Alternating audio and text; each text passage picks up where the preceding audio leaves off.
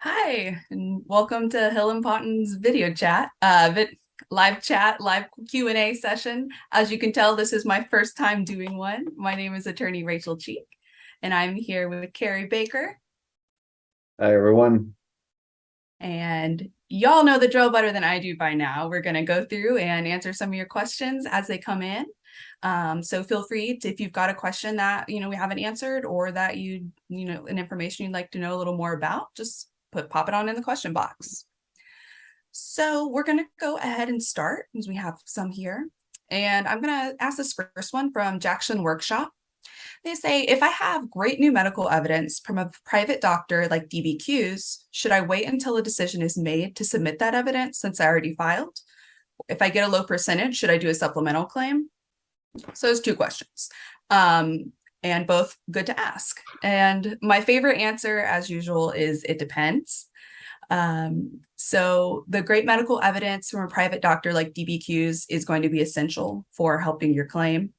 However, it depends on what sort of claim that you have filed or if you have an appeal going on. If it's an initial claim, I would say go ahead and submit. The more, the better. What do you think, Kerry? Yes, look, if you've got any kind of evidence that's going to support your case, don't wait for a decision because your decision might be denied if you don't submit that evidence. Don't set yourself up for an appeal for that new evidence. It may get you what you need right out of the gate, and then if you need to appeal it later, it's already in the file.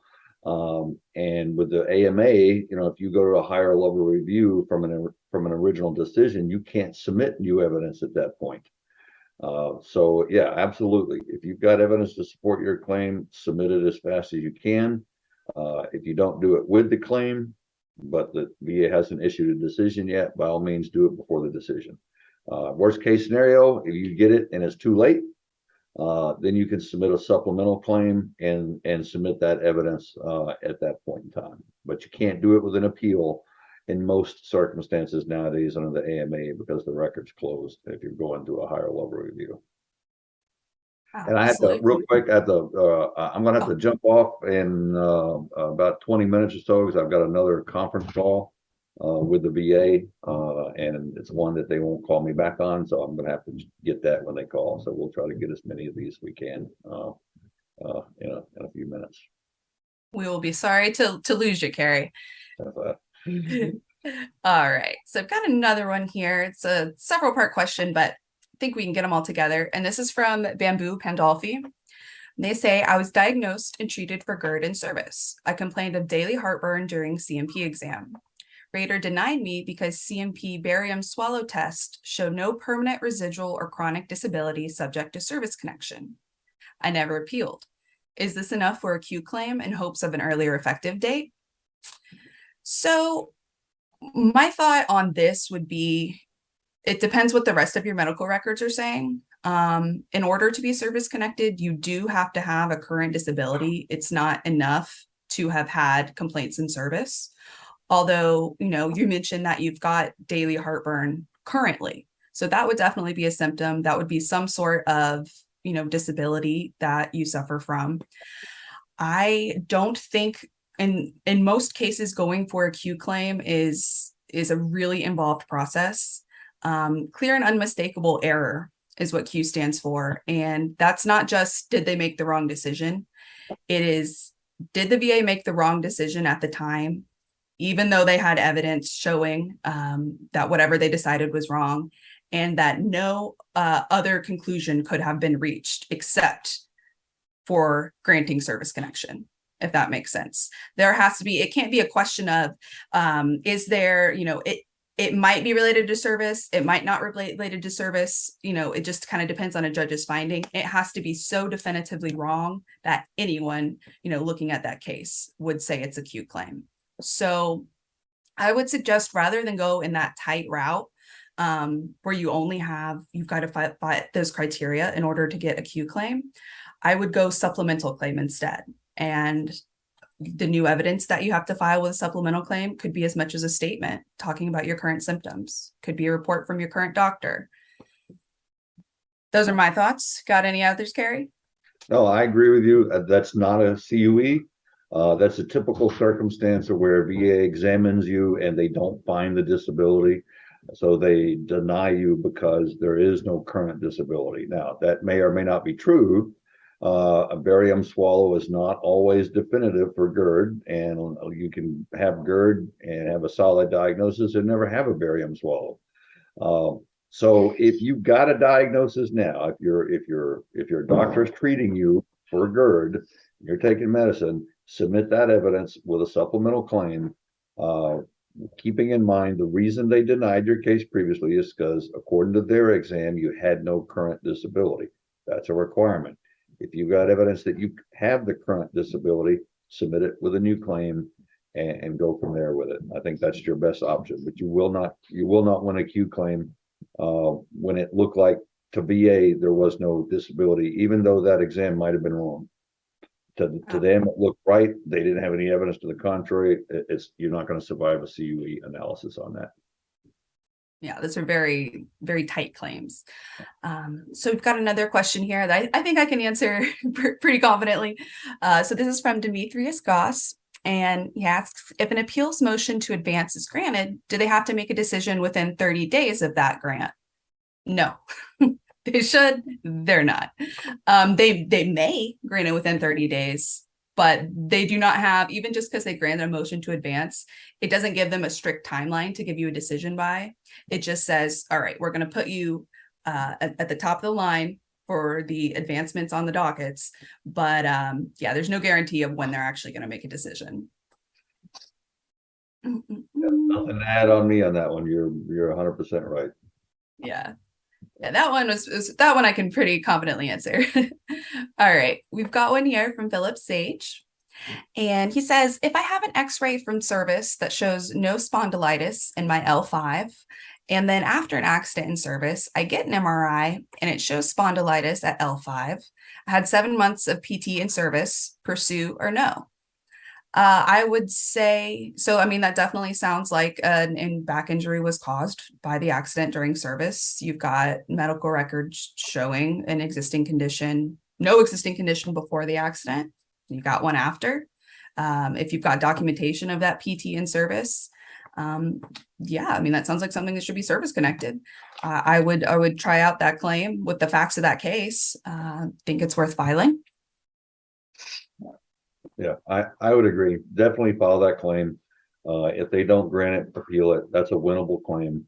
Spondylolisthesis could even be argued as a form of arthritis. That might be stretching the 3.309A regs just a little bit, but you really don't need them because you got that diagnosis in service. That condition does not go away.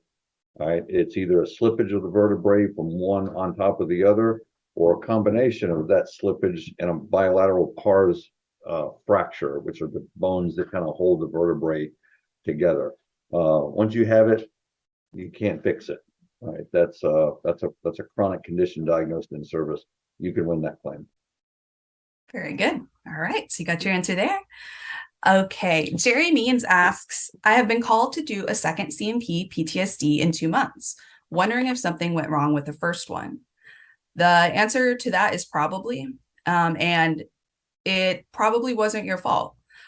Sometimes you will get called for CMP exams and the examiner either doesn't answer the question that was asked. Specifically, the way sometimes VA will ask for causation, and the examiner may only answer whether or not a condition was directly caused by service, where if there's not evidence of that happening in service, they're just going to deny. Whereas the question maybe they should have also asked the question, could the PTSD be related to a different service-connected condition? And maybe that's an avenue like they should have explored and they didn't. That would be a reason for, you know, when a good VA rater gets that exam and they see that they didn't answer the question specifically, they're going to send that back for a new exam to make sure that, you know, everything can be looked at properly, that all the questions are being answered, and that you're getting a fair shot. How about that, Kerry? Can you think of any other examples where they might do that prior to decision coming out, call you back for the same CMP? Yeah, your answer is perfect on that. I have to inject my cynical side, Yes. uh, and that is get a copy of that get a copy of both exams. Okay, you have to go to the second one if they're going to call you back in. All right, if you don't, they're going to hit you for not showing up, and that's bad. But get a copy of it and try to figure out why it is they're looking for that second exam, because sometimes that first exam might have been favorable. All right. And sometimes we see this, not all the time, but we see it frequently, where the rater somehow takes exception with something that's favorable on that exam, and they're going out to try to change the opinion. Now, VA says they don't develop to deny. We know that's BS. They do it a lot. So just keep that in mind. Look at the exam. If it looks favorable, and they're still going out, that may answer some questions for you. Or it may, like Rachel said, just been a legitimate mistake. They didn't put something on in the report that they needed, and they just have to request another one. Or maybe their questions weren't answered by the first examiner, so they need to set up another one. And if you get those exams and you're not sure if they're favorable or not, let somebody take a look at them. That's an advocate that's accustomed to looking at them. They can probably tell you. That's always a good idea, is to get copies. I know a lot of times we'll see where we'll talk to veterans and they'll say, hey, I went to this examination. I, told them all what was going wrong with me. I was able to respond to their questions. And then they get the exam back and it looks like nothing's wrong, no symptoms reported. It's completely opposite from, what the veteran's experience was of the examination. And that's something that you're not going to know unless you see a copy of that report, because, you answer your questions to the best of your abilities. Doesn't always mean that the exam reports are going to reflect that. So that's always a good idea to take a look and request a copy. All right, we've got another question from Joseph Acosta, who says, in January, I filed my sleep apnea secondary to my PTSD depression. I received notice that it got denied. Would going to higher review be the next step? And what's my chances there? Okay, so it depends. So you filed your claim in January regarding sleep apnea. So common for sleep apnea to be secondary to PTSD or depression. So common for the VA to deny it without a medical opinion. They don't always, but a lot of times they will. So it really depends on what you submitted with your initial claim, and what the documents say there. If there's all kinds of medical literature you can find online, and that's showing that PTSD causes sleep apnea, how those conditions are related. So if it's something where the causation, the nexus between your PTSD and your sleep apnea is at issue, I would do a supplemental claim. I'd file some additional evidence.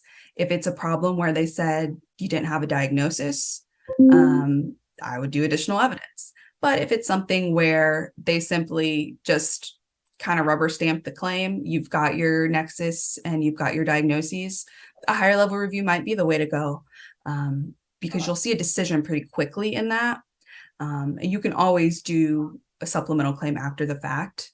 I like to try higher level review first if I know that the evidence is in the record, because the chances of getting a decision from that within I'd say about 3 months is pretty likely. Whereas with a supplemental claim, you're going to be waiting a little more. What do you think about with that, Kerry? I agree with you 100%. But you are going to have to fight that. VA is going to deny it. Something about sleep apnea, whether it's talking about PTSD or otherwise. I harp on VA all the time. Anytime I get a chance at the headquarters level, for them not coordinating their examinations and examiners and training everybody the way they should, so that examiners know the legal foundation that governs their opinions. We see it all the time. They use the wrong standards, the legal standards for their opinions. But when it comes to sleep apnea, it doesn't matter if it's QTC, LHI, or VES, which are all three of the major primary contractors VA uses for these exams. It doesn't matter if it's the North, the South, the East Coast, or the West Coast. These examiners all come out with almost identical medical opinions for sleep apnea, particularly when you're filing it for PTSD. That's impossible without some formal, consistent communication from on high as to how these examiners should be answering that question. They just can't get that consistent because you don't see it in any other kind of issue. So you're going to have to get your own medical opinion 99 times out of 100. Linking the PTSD to sleep, or the linking sleep apnea to PTSD. So just be prepared for that. Get it on appeal, like Rachel said. Work on your evidence, and you may need, the help of a pretty good set of advocates that can work on those opinions for you. They're hard to get, and that's just the way it is. But keep fighting that case. It's very winnable. The medical evidence is solid that links the two together. Yeah, VA just hasn't quite acknowledged that yet, all the way around. So I've got another question here from Michael Anders. It says, I was awarded 100% rating for TBI and I was given SMCS. My doctor made a statement that I would need daily help and supervision. My VSO also shared that I should look into SMCT. Would I qualify? So that's a good question. Without seeing your exact records, I can't say for sure. It sounds you've got the very basics for it. You've got the 100% rating for TBI. If you need daily aid and attendance, to get SMCT, which is the highest level of compensation, special monthly compensation that VA provides, you have to show not only to have 100% for TBI, or that you're totally disabled due to TBI, that you need aid and attendance due to TBI, but for that aid and attendance provided by whoever gives it to you daily, could be a family member, could be an in-home nurse, could be a friend, whatever caretaker you have, without their help, you would have to be in a nursing home or other institution. That is the finding that entitles you to TBI or SMCT for TBI. Basically, it's so severe and you need so much help that if you did not have your caregiver at home, you would have to be in a hospital.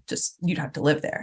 So that's a pretty high bar to meet. And if that's the case for you, yeah, absolutely, you should qualify. But that's what separates SMCT from just like 100% rating for TBI. The case for you is that need for institutional care. And we don't see that very often, do we, Kerry? There are hard cases. Well, I mean, you've got to be pretty severely disabled. You don't see that many TBIs that are quite that severe. But I could add, and I agree 100% with what Rachel said. Think about it this way: if you're already 100%, then you're off to a good start. Okay, and Rachel was correct on the TBI stuff, or the SMCT stuff, but there's a intermediate step that because this comes up almost with every program like this we do, and so I'm always saying the same thing here. If you're not at regular aid and attendance, okay, you need to file for regular aid and attendance, because if you can't qualify for regular aid and attendance, which is simply the need for somebody to come in and help you with the daily activities of living. We won't get into all that, but that's the regular aid and attendance. If you can't qualify for that, you're not going to qualify for the higher level of aid and attendance, which is what SMCT is. So file for aid and attendance, just regular aid and attendance with a VA form 21-680, 2680, I think, and go that route. If you get it, then appeal it for the higher rate of SMCT. Okay, but odds are most of the time you're not going to jump straight to T if they haven't even determined that you're eligible for regular aid and attendance. So I hope that makes sense. Yeah, absolutely. And that form that Kerry mentions, the 2680, is just for the regular aid and attendance, the one that you'll have your doctor fill out. There's actually a box. I know it's on the first page. I can't remember which box it is, but one that asks that question, basically, does vet require institutional care? A lot of times the doctors will say no, because, you're taken care of at home by whoever takes care of you. But it's important for whoever fills out that form, if that is the case, where you're that severely disabled, they need to know, that would require institutional care. And then you can always make a little note, if not for caregiver. All right, I think we've got time for one more before Kerry has to hop off. So let's do a quick one here. You've got one from Glenn Gold, which is, what's a nice way to tell the VA to separate your ratings? For instance, I have one 10% knee rated for limitation of motion, arthritis, and IT band syndrome. So, don't have to worry about being nice. You simply would have to file a claim for increased rating if you're asking for something like that. However, in your case, Glenn, the 10% rating that you have looks like it's, from what I see here, looks like that's probably right according to VA math, because they're going to give you a 10% rating for a painful motion of any joint. That's a 10% minimum. It doesn't matter if you have limitation of motion, but if you have a certain limited range of motion, you can then qualify for perhaps higher ratings.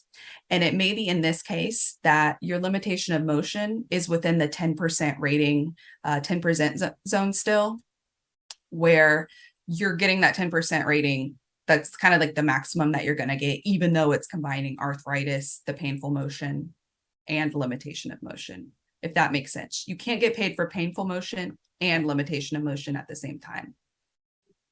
Think I explained that okay, Kerry? You probably say it a different way. I think you did. And look, I'll stay on here until my call comes in, because there's always a chance the VA might not call me or might not call me on time. So I won't jump about. So if you all of a sudden I disappear, it's because the call came in and I had to go.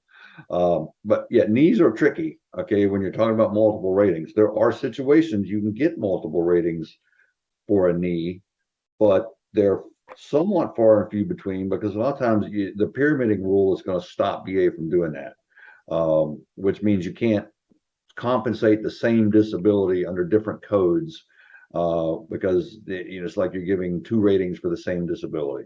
And so pain on motion and limited motion, yeah, you're not going to get a separate rating for that. But now what you can get a separate rating for is limitation of extension and limitation of flexion, as long as the limitation of both are compensable. Okay, whether it's caused by pain or not. All right, if you have a compensable limitation of extension and a compensable limitation of flexion, you can get a rating for each. And there are some other weird circumstances. If you have instability of the knee, you can get a separate rating for that. But sometimes it's easier to go for a higher overall rating for the knee. So for example, if you had a knee replacement, if you had all kinds of things like that going on with your knee and they eventually replace you're going to get the minimum, at least, of 30% rating for that knee, and you're going to lose those other codes because the replacement's going to subsume that stuff. Now the knee could go more than 30% with a knee replacement. It could go up to 60% with a knee replacement, but just keep that in mind. The knees are tricky. And you could simply appeal it with a request for VA to give you separate ratings for each condition. That may prompt them to look a little more closely at it and see if they can do that. But like Rachel said, if you're asking for pain on motion and limited motion, you're not going to get a separate rating for that. Hopefully that made some kind of sense. If not, you can always ask again and we'll try to explain it a different way. Yeah. All right. So we've got a question from the Wanderer that they give a very a statement that's very common, right? You are at 60%. You then file new claims over a period of time, each resulting in an increase of 10%.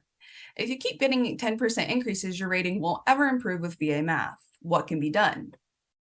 So that's a good point. VA math is probably something that you guys are all familiar with. And if you're not, you're probably soon will be. VA math does not abide by the laws of nature, the laws of regular math. Essentially, every time that you get a disability rating, the percentage of your overall rating, your overall 100%, right, is what you're considered if you're completely in good health, no disabilities at all, right? So you get a 60% rating, like you say. So 60% rating for a back condition, okay? So you've got 60% of your 100% is now considered disabled. You've got this 40% over here that is considered able-bodied. So when VA gives you new ratings, they're not taking it from the whole 100%. If you get an extra 10% rating, you might not go up to 70%. You might stay at 60% because they're only looking at 10% of 40 of your, ability that they're considering. If you're 60% disabled, you're 40% abled. And so all of your additional ratings are going to come out of your abled percentage. So something that you can do as far as to actually see your combined rating go up is to go for kind of focus on the conditions that are most disabling. So, say you've got a left knee condition that is, bothers you every day. You've got a hammer toe that bothers you a little bit. You've got chronic headaches that make you miss work. You're going to go for the chronic headaches. Maybe the knee. You might see some higher percentages for more disabling conditions. I'm probably not explaining this right. So if Kerry doesn't have to hop on the call, I'm going to throw this to him. All right, I'll try. But look, I was born and raised in Kentucky, so there's this math problem that I might start hallucinating when I get too much on the numbers. But I explain it like this, all right, to people that are completely unaccustomed to it. Rachel's right. They look at a person as 100% whole, all right? And so how do you figure out multiple ratings? The example I use is take a veteran with a 90% disability rating for a single disability, say amputation of the dominant arm, disarticulated through the shoulder. All right, if my memory serves me right, that's a 90% rating. So they take that 90% from the 100% whole person. That leaves, so you got a 90% disability rating and 10% of a whole person left. Now, give that person another 10% disability, okay, like for tinnitus. You don't add that 10 to the 90 to get 100. You take that 10% from the 10% of a person that's left. 10% of 10 is only 1. You add that to the 90, you've got a 91% disability, which pays at the 90% rate. So if you had a 90% disability on one disability, you would need 5 10%. If you're talking separate disabilities, you would need 5 10% to get up to 95. That would compensate you at the 100% rate because they round up at halfway and round down at the 94 range. So you could have a 90% disability and a 40% disability. You're going to be at 94. That's going to compensate you at 90%. So you would either need 5 10% or an additional 50% as a single disability because you're taking it from the 10% of a person that's left. And that's just easier for my mind to think about the math. When you start getting into multiple ratings, that would be much harder to explain. And it's just easier at that point to use the combined rating table. Any you want to look that up, it's at 38 CFR 4.25. And you can read all about it. It's right there in VA's regs as to how it works. Then you can use the table to check your own math to see if VA's made a mistake on something. Perfect. And I am just about the same. I went to public school in Florida, so this math stuff throws me off, especially the VA. All right. So I saw a question here. Now I've lost it, but I did see the question. It was asking, and I'm sorry, I don't know who asked it, but I did see the question. Have you ever seen a case with a sleep apnea being connected secondary to a back disability? And the answer to that is yes, I have seen that. Now, obviously, a back injury doesn't automatically, give you sleep apnea, but over time, if you've got a back injury, very common thing is a lot of people gain weight from that because you can't, exercise as much. Gaining weight can cause you to develop sleep apnea. So can perhaps like sleep pain medication that you might need to treat your back condition. Those might make you drowsy, essentially kind of mess with the mechanisms in that normally help us breathe and interrupt your sleep with sleep apnea while you're hey, sleep. How many times can I say that in this sentence? So yeah, that's definitely something I've seen. You just have to have a doctor connect those two conditions, because obviously it's, it's not like, I don't know, hurting your knee and then your other knee gets hurt, it's a little different. All right. Going through with some more questions here. Oh, and that question was from Alexander. All right. Let's see.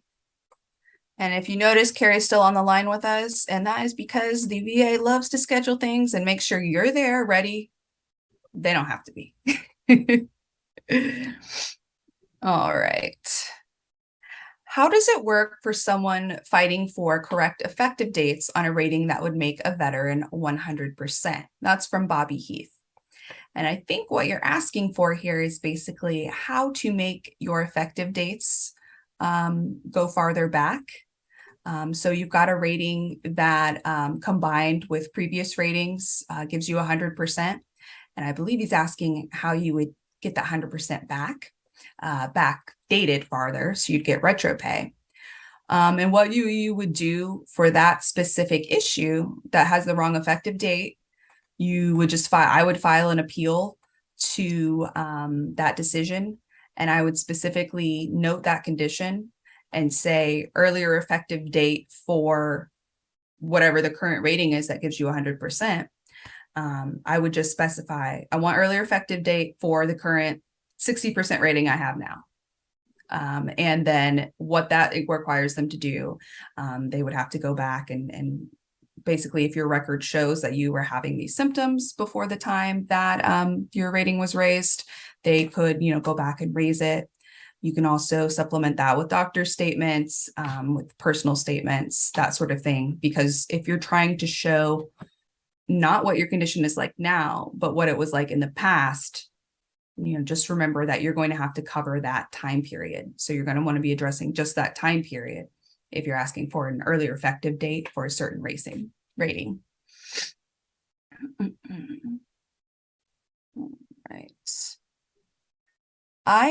This is from TRS. I am service connected 40% for my back condition of compressed/bulging disc. I have developed degenerative arthritis in my spine. Can I put in for osteoarthritis, which the VA says I have? So without looking at your file, I would say you can put in for it. They might service connect you for degenerative arthritis, but what they're likely going to do is combine that with your existing back rating for your 40% rating for your compressed disc. It depends how the VA has you rated, but generally they'll rate you under the general formula for ratings of diseases of the spine, and that's based on your range of motion. So if that's what that existing 40% rating is based off of for your current back condition, if it's based off range of motion, even if you get connected for degenerative arthritis, they are probably just going to combine that with your existing rating, and it wouldn't result in a higher rating, likely, unless your range of motion is decreased. Kerry, any thoughts? Word of caution. If I understood the question right, and I might have missed some at the very beginning, if you're rated 40% for a back, for let's say lumbar spine, you're almost maxed out. Okay, you can only go to 60, and in today's world, with the rating criteria that went into effect in 2003, I think, you are almost never going to get a 60% rating. Now, you could get a 40% rating like you have, and then separate ratings for radiculopathy. If you've got radiculopathy going down your lower extremities, if it's your lumbar, or your upper extremities, if it's your cervical. But degenerative disc disease and arthritis are more or less the same thing. Rachel's right, you're not going to get a separate rating for that. But what you would be doing is opening up your claim when you're rated what I would consider in today's rating schedule a very good rating for a back. And so you got to ask yourself, if they bring you in for an exam, could that go down? All right. Have you had it for 20 years or more? If you have, then it can't go down. Then you have nothing to lose. So just keep that stuff in mind. They're not going to re-examine you unless if it's a static disability, unless you give them reason to do so. I've seen a lot of 40% back ratings go in for an exam because somebody asked for an increased rating and they end up getting reduced. Like Rachel said, they're rated on range of motion. Even though there's other things to rate it on, and most of the time, they focus on that range of motion. So if your range of motion you go in there is better than the last exam, you might get hit with a proposal to reduce. Just something to think about. I always try to give people, don't set yourself up to get a reduction. All right, so there's a lot of things to look at when you're rated like that. Now, if you're rated 40% and you have the pain down your extremities and you're not rated for that, I'd file a claim for that. Okay, rather than an increased rating for the back, I'd file a claim for the radiculopathy of the lower extremity secondary to the back. So you might get away with a higher rating without them looking at your back, but you know there's no guarantee on that. That's a great point. You always want to be careful if there's a chance at reduction. You know, I see that a lot in back claims because, you know, like we're saying, it really is just based off of range of motion, and you might have a better day than the last time, and you might have a doctor that doesn't ask about flare-ups or really do anything but write down those numbers and call it a day. So always something to keep in mind.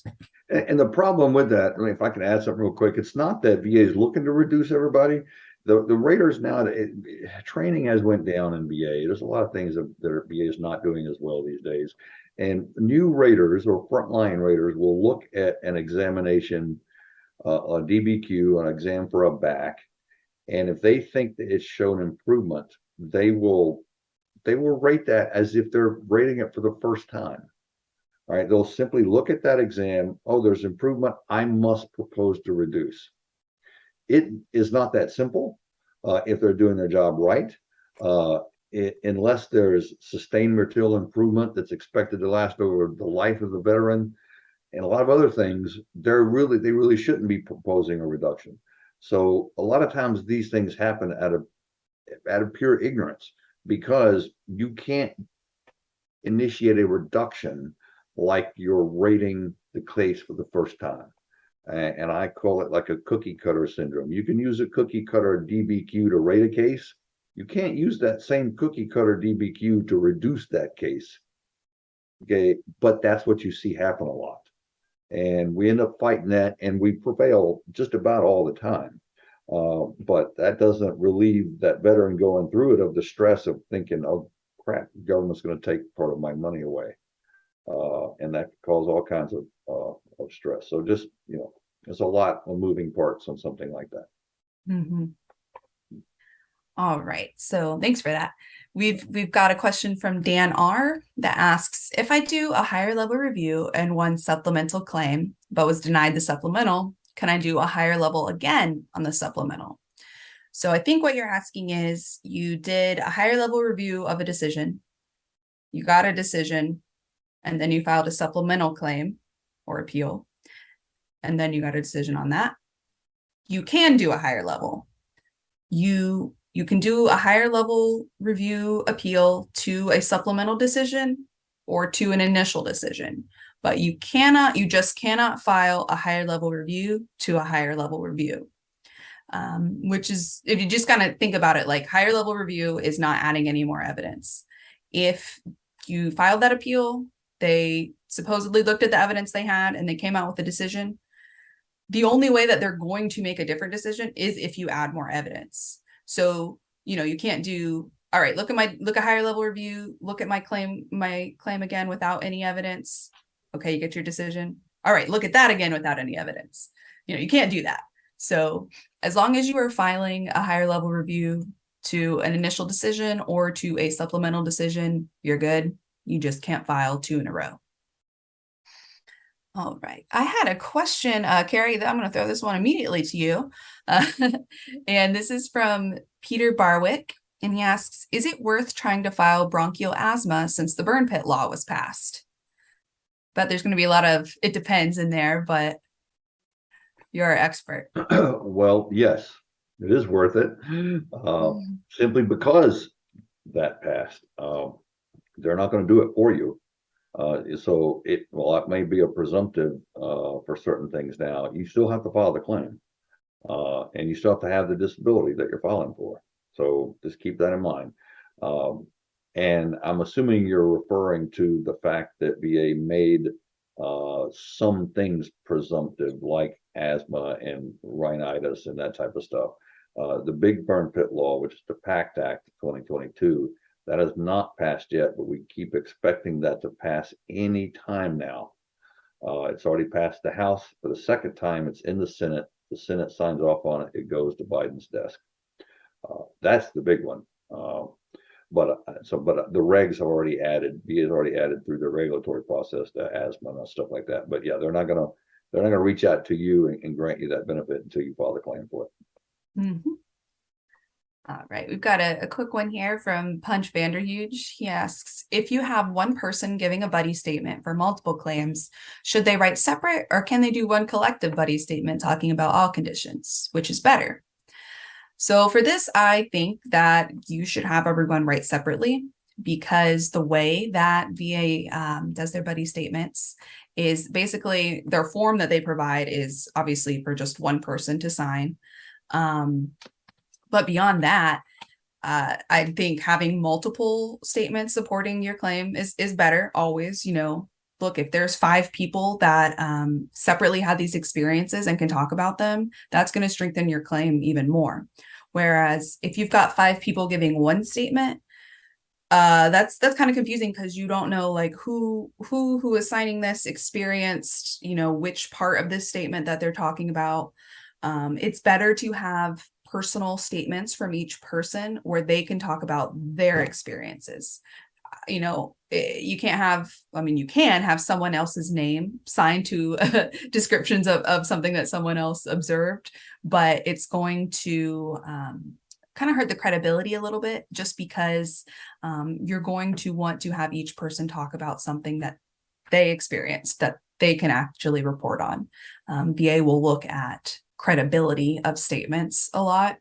And I think having a statement with multiple signatures with people on it talking about, separate occasions, all witnessed by different people, that probably is not going to pass the credibility muster for the VA. All right, let's see. Okay, from Billy Bryant. I've been on 70% disability for major depression with anxiety disorder since 2014. I haven't worked since 2013, and I see a therapist monthly since then. Shouldn't I have been at 100% due to unemployable? Okay, so what you're asking here, Billy, is about unemployability, and it definitely sounds like you would qualify for it. However, this is something that you are going to need to file for, because the VA, you're correct in that if you have unemployability benefits, you are paid at the 100% rate. And you can get unemployability benefits if you can't work due to your service-connected conditions that are rated 70% or more. So you fit that criteria, don't work, 70% or more service-connected.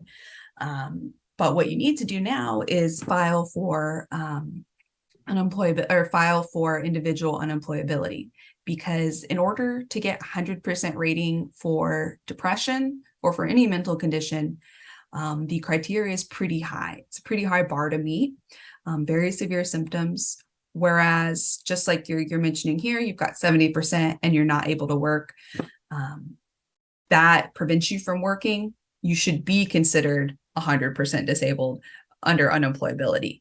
But they're not going to just give you that unless you file for it. They're supposed to inform you about it, but you should go ahead and file an 8940 and request unemployability benefits. What do you think about that, Kerry? I know there's some duty that they used to have to notify veterans. I'm not sure if they've wiped it out yet or not. They haven't really wiped it out, but you're right. You need to file for it. If they're doing their job right, and you cannot depend on this, because we fight it all the time. If you get a rating decision that grants you 70% for PTSD, you're unemployed, and there's evidence in the record that your unemployability might be related to that PTSD, they are supposed to invite a claim for TDIU. when they send you that rating decision, there should be a paragraph in the cover letter that says, basically, you might be entitled to a higher rating if you're unemployable.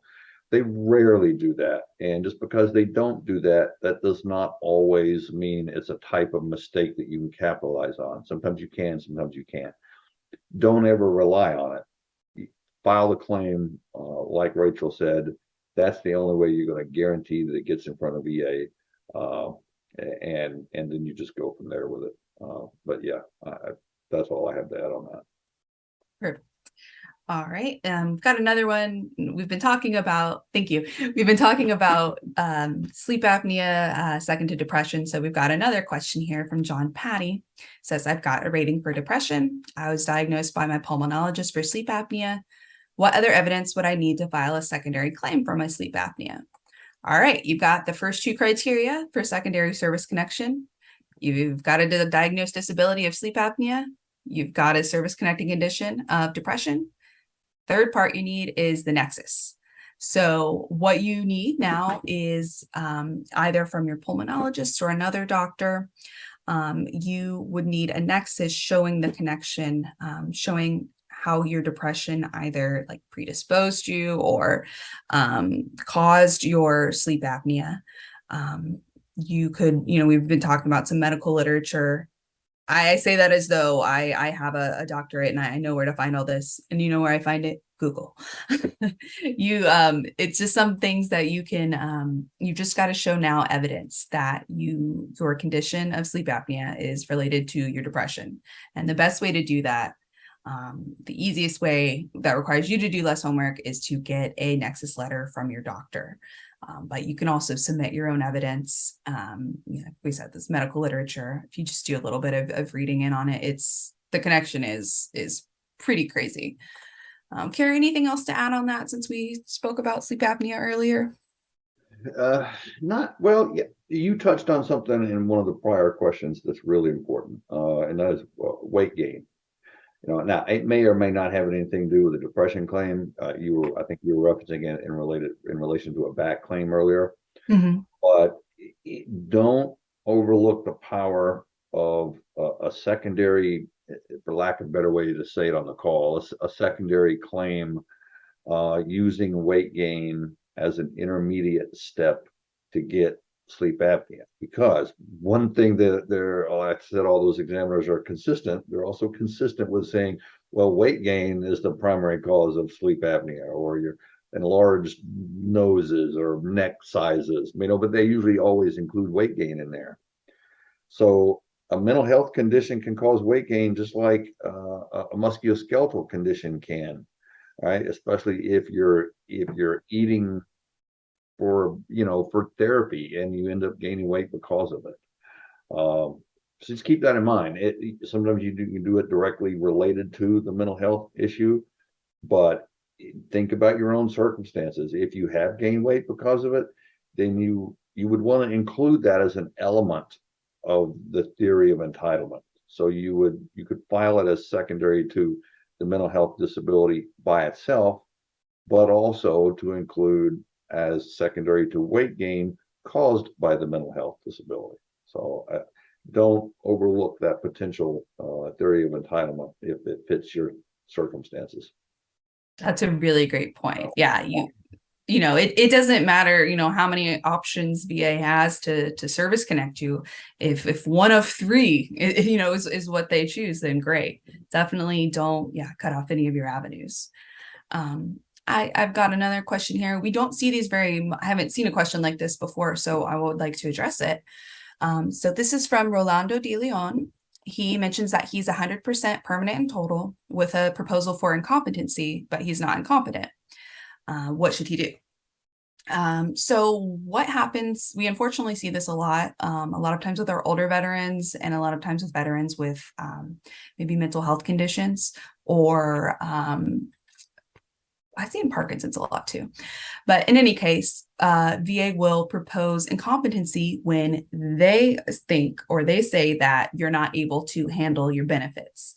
Incompetency is a form of protection in a way for veterans who are actually incompetent, who can't who can't, maybe aren't able to cash their disability payments, or to, they might be able, kind of tricked into giving people money. They're not good at paying their bills. It's a problem. It's a solution to a problem for veterans who aren't able to manage their own finances, which is good. We need those veterans need help. It's not good when they are trying to put these put those restrictions on veterans who are not incompetent. So what you need to do is, just like you say, you're not incompetent, you need to show the VA that. And the way that you can do that is with statements. A lot of times what we'll do is we'll have a veteran, and if they're married or they live with somebody, have a spouse, we'll have them also prepare statements. And what you want to say is, the VA said I'm incompetent and I don't know how to handle my finances. That is not true. I know how much money comes into the house every month. I pay my rent. I'm not late on it. I pay my bills. I'm up to date on all of my accounts. And sometimes it may be where you have a condition where you can't actually, say you have loss of use of your hands. Well, you can't balance a checkbook and make payments, but you can instruct someone else to do that. Basically, as long as you have the capacity to either handle your own finances or instruct someone else to, you're not incompetent, and they shouldn't take your benefits to be assigned to a fiduciary who will hand them out to you. So what you need to do is just establish basically the fact that you know what's going on with your finances, you can handle them properly, and you need to go ahead and submit that evidence sooner rather than later. Any other suggestions on that, Kerry? I agree with you 100%. My advice to veterans out there who have not run into this problem yet, and who are either 100% for mental health, or they're seeking 100% for mental health, when you get examined and the examiner asks you about your finances, can you manage your finances? Tell them yes. Okay. Don't tell them, no, my wife does all that. We all know most of the time that means your wife manages the finances, not that you can't, but she's just better at it, or she's more patient at it, or she's, maybe you do it together, but she's the one that does it the most. And VA examiners will interpret that as, oh, you can't handle your finances, your wife has to do it. And that's not at all what the veteran means, So when they ask that question, if you can handle your finances, just tell them straight out, yes. If they ask who does it, instead of saying my wife does it, say my wife and I do it together. Just don't give them the cannon fodder they need, because they're not trying to do it most of the time out of spite or malice or anything. They just think that's how they're supposed to answer the question, when it's not. Mm-hmm. So that's all I had to add. Yeah, exactly. So yeah, it's a good service for the veterans who do need it and who are being taken advantage of. But I feel like exactly that they don't really realize how to interpret a lot of times the veterans' answer to that question. All right, so I think we are wrapping up here. We're coming up on 3 p.m. Thankfully, we got you for the whole hour, Kerry. Didn't have to lose you halfway through. Good old VA being on time. You gotta love it. All right. So I think we're going to have to wrap up here. But of course, if we didn't get to your question, please hold on to it and ask us next time we do this. You can always go to our website for more information. And I appreciate everybody watching today. Any closing statements, Kerry? No, I look forward to doing this again. And it's the first time that Rachel and I have done this. And hopefully we can do it some more, and we'll be back next week. That's right. All right, well, everyone have a great day watching. Thank you for your questions. Kerry, thank you very much for your help. No problem. All